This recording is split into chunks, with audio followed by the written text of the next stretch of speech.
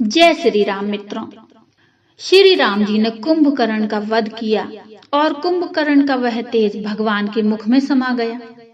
भगवान ने कुंभकर्ण को अपने में लीन कर लिया। इन प्रसंगों को पढ़कर हमारे मन में यह प्रश्न उठता है कि भगवान ने ऐसे दुष्टों राक्षसों को भी अपने में लीन कर लिया, उन्हें अपना परम धाम दिया, जबकि इनको तो कठोर दंड मिलना चाहिए था। मारीच ने भी मायावी मृग बनकर छल कपट किया था, भगवान ने उसे भी अपना परम धाम दिया। ऐसा क्यों किया? संत महात्मा इन प्रसंगों की बड़ी सुंदर व्याख्या करते हैं। भगवान ने इन राक्षसों को परम धाम दिया, अपने में समाहित किया। इसके पीछे भी कारण है। रावण, कुंभकर्ण यह कोई गैर नहीं थे, यह भगवान के द्वारपाल थे। सनद कुमारों के श्राप के कारण राक्षस बने हुए थे। भगवान ने इनका उद्धार करने का इन्हें वचन दिया था। अपने वचन को निभाते हुए इन्हें राक्षस योनि से मुक्त किया। इनाम स्वरूप भगवान ने इन्हें अपना धाम दिया कि वाह, तुमने मेरी नर लीला में क्या महत्वपूर्ण भूमिका निभाई है। मेरी इस नर लीला को कितना रोचक बनाया है। मारीच को भी एक तरह से यह पुरस्कार ही दिया कि वाह, कितना सुंदर अभिनय किया है। कुंभकर्ण और आदि अनेक वीर राक्षस योद्धाओं को भगवान ने इनाम स्वरूप ही अपना परम धाम दिया और अपने में समाहित किया। जिस परमात्मा से यह सृष्टि चलायमान है, हर पल हर क्षण की जानने वाले परमात्मा क्या कभी किसी धोखे में आ सकते हैं? क्या राक्षस मारीच भगवान को धोखा दे सकता था? क्या रावण का इतना सामर्थ्य था जो कि श्री जानकी जी का हरण कर ले जाता? कभी नहीं। जिस परमात्मा ने ब्राह्मण, गौ और संत महात्माओं के हित के लिए जन्म लिया, जिसे हर पल हर क्षण की खबर है, यहाँ तक कि बाल्यावस्था में जब भगवान भोलेनाथ माता कौशल्या को राम जी के भविष्य की हस्तरेखा देखकर सुंदर कथाएं कह रहे थे, तभी श्री राम जी ने भगवान शिव को रोक दिया था। बाबा, विवाह तक की खबर आपने सुनाई, वहां तक तो ठीक है, इसके आगे की कथा मत सुनाना, क्योंकि माता को दुख होगा।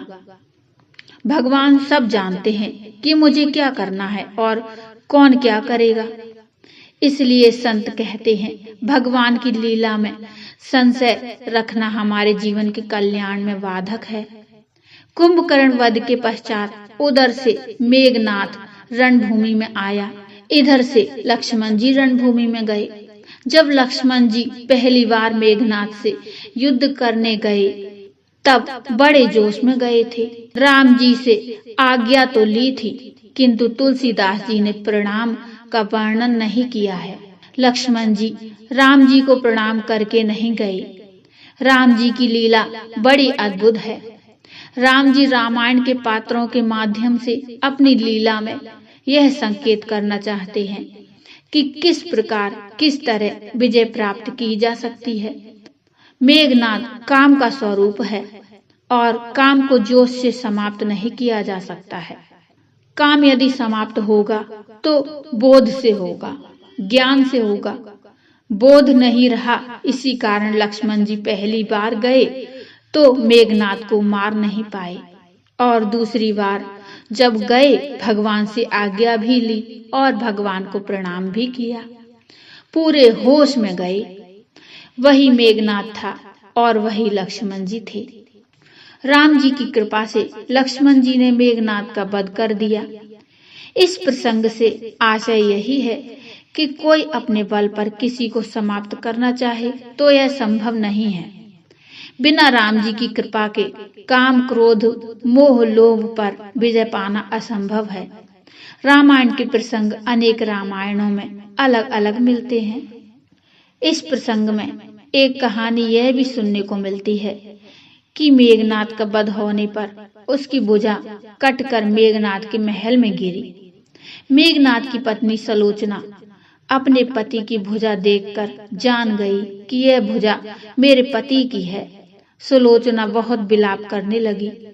इनका वध करने वाला कौन है? सुलोचना एक सती नारी थी। सुलोचना ने अपने सतीत्व के बल पर कहा कि यदि मेरे सतीत्व में सत्य है तो मेरे पति की भुजा काटने वाले का नाम भुजा पर अंकित हो जाए। ऐसा कहते ही मेघनाद की भुजा पर राम जी के छोटे भाई लक्ष्मण जी का नाम अंकित हो गया। सुलोचना रावण के दरबार में गई, जाकर रावण को समाचार सुनाया। यह सुनकर रावण बहुत दुखी हुआ। सुलोचना ने कहा, पिताश्री, यदि आपकी आज्ञा हो तो मैं युद्ध भूमि में रामादल में जाकर अपने पति का शव लेकर आ जाऊं। रावण ने कहा, अवश्य। रावण के दरबारियों ने कहा, महाराज, पुत्र की मृत्यु पर आप अपने होश गंवा चुके हो। आप जरा विचार कीजिए, अपनी पुत्र वधू को दुश्मन के खेमे में भेज रहे हो। आपके तो 10 सिर हैं, इतना ज्ञान तो एक सिर वाले को भी होता है। ऐसा भी तो हो सकता है कि जिस तरह आपने श्री सीता जी को अशोक वाटिका में कैद कर रखा है, यदि सुलोचना रामादल में पहुंच जाती है और वहां शत्रु पक्ष द्वारा सुलोचना को बंदी बना लिया जाए और फिर आपसे कहा जाए कि तुम सीता जी को मुक्त कर दो, हम सुलोचना को मुक्त कर देंगे। मंत्रियों की बातें सुनकर रावण ने कहा, नहीं नहीं, ऐसा नहीं होगा। किसी नारी को बंदी बना लेना यह काम तो रावण का है, राम का नहीं। उसकी सेना में ब्रह्मचारी हनुमान हैं, महाबली अंगद जामवंत हैं। मैं जानता हूँ राम ऐसा नहीं कर सकता। रावण ने अपनी पुत्र वधू सुलोचना को मेघनाद का शव लाने की अनुमति दी। तो बोलो, जय श्री राम, जय जय श्री राम। मित्रों, ये प्रसंग आपको कैसा लगा मुझे कमेंट में बताइए। कमेंट में जय श्री राम अवश्य लिखिए। कथा अच्छी लगी हो तो लाइक करिए और चैनल को सब्सक्राइब कर लीजिए। मिलते हैं फिर एक और नई प्रसंग को लेकर। तब तक के लिए रटते रहिए। राम राम, जय श्री राम।